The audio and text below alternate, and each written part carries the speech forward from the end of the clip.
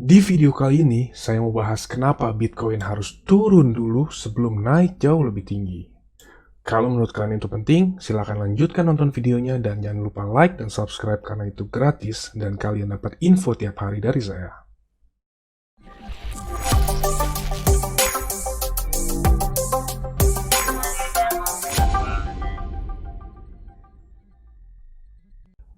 Halo Sobat Cuan, selamat datang di channel Cuan Kripto, Cuan Terus.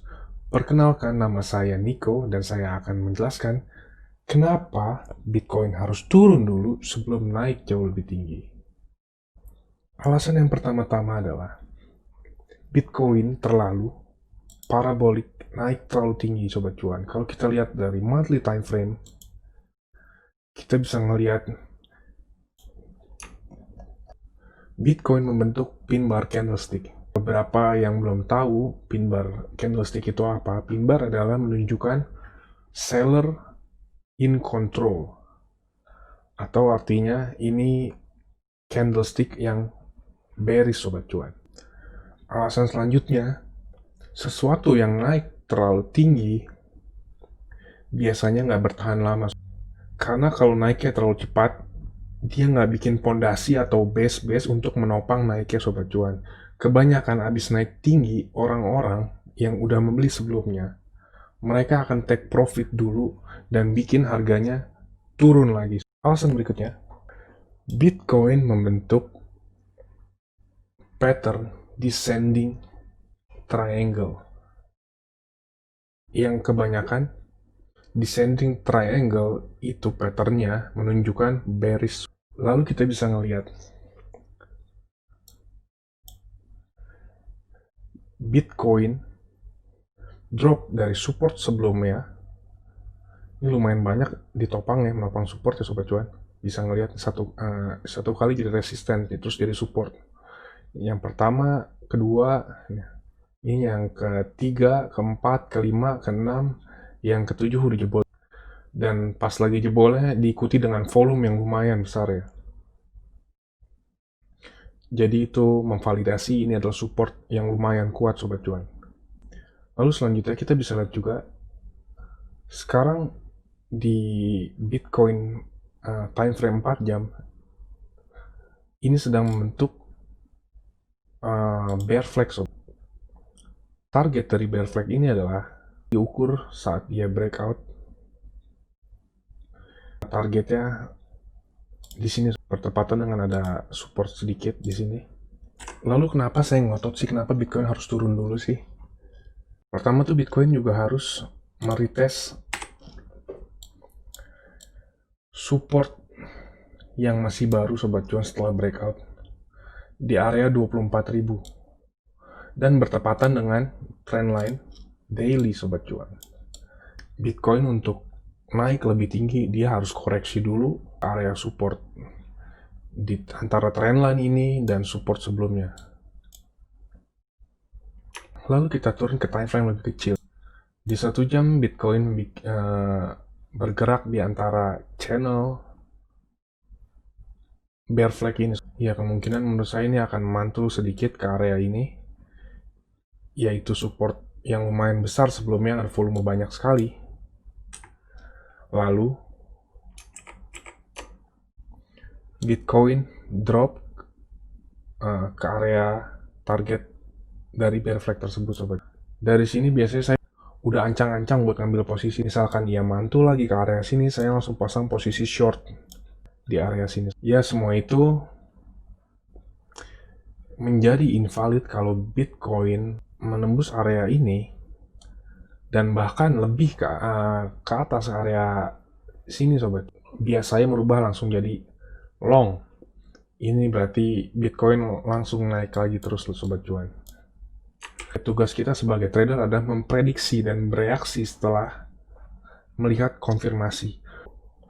Oh iya, saya hampir lupa ya untuk menghitung target dari descending triangle.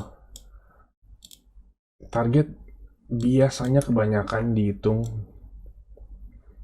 dari titik tertinggi sampai supportnya, lalu digeser pada saat breakout. Nah, kalau kita bisa lihat, targetnya adalah dari descending triangle di area 19.900, 20.000 sobat cuan, yang itu artinya tuh itu all time high sebelumnya saat BTC pertama kali tertinggi di 2017 sobat cuan. Itu cukup masuk akal buat saya karena Bitcoin memang harus turun dulu sebelum naik lebih tinggi untuk bikin pondasi supaya lebih kuat. Ya, sekian untuk BTC. Targetnya ya pertama tuh di area sini, yang minimal ke area sini. Ya kalau lebih syukur kita bisa beli lebih murah lagi sobat cuan di area 20.000. Oh iya, kenapa saya technical analysis lewat USD? Karena di USD itu volume sangat banyak yang transaksinya sobat cuan. Beda sama kayak IDR. Kalau IDR itu cuma untuk market Indonesia, kalau USD itu hampir seluruh dunia memakai pair BTC USD ini sobat. Tapi kalau dilihat-lihat candlestick-nya polanya tuh semua sama persis sobat. Misalkan nih BTC IDR dari sama persis kan sobat cuan. Jadi ya tinggal kalkulasi kira-kira targetnya tuh kalau dirupiahkan sekitar 337 juta sobat cuan minimal targetnya. Di situ kita baru bisa beli lebih banyak. Atau sobat cuan yang misalkan trading di market luar yang bisa ngambil keuntungan saat short, ya lumayan besar juga untungnya. Kalau kita ukur sekitar minimal itu 24%. Wow.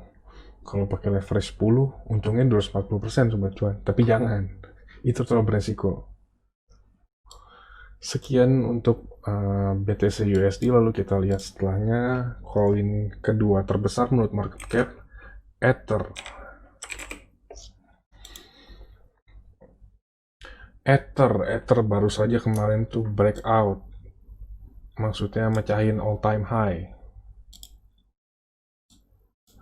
All time high 2017 Ether 1.300 sobat. Kemarin sampai 1.400 nih.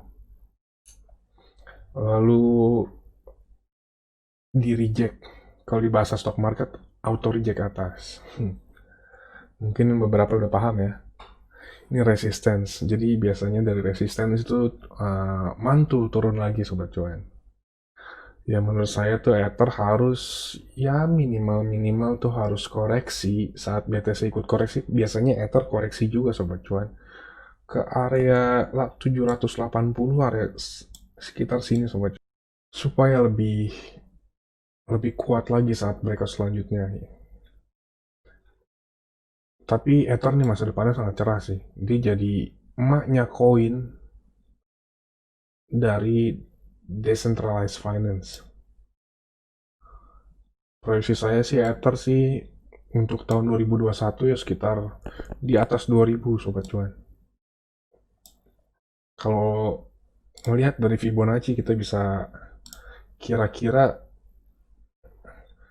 minimal ya 2021 tuh di antara 2200 minimal.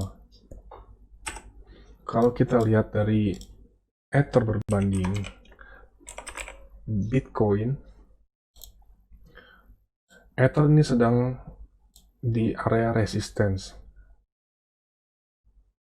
Ya lumayan kuat juga cuman momentumnya sobat. Kalau Ether bisa breakout dari area 0,03 BTC, target selanjutnya tuh di area sini. Itu kalau di tradingin lumayan bagus juga, sekitar 33%. Wow, itu belum termasuk leverage. Cuma lupakan leverage, itu terlalu beresiko. Sekian teknikal singkat dari saya. Ini video pertama saya. Kedepannya mungkin saya akan masukkan berita juga dan altcoin lainnya juga. Mohon maaf kalau banyak kekurangan karena ini video pertama saya. Kita bertemu lagi besok. Salam, cuan kripto, cuan terus.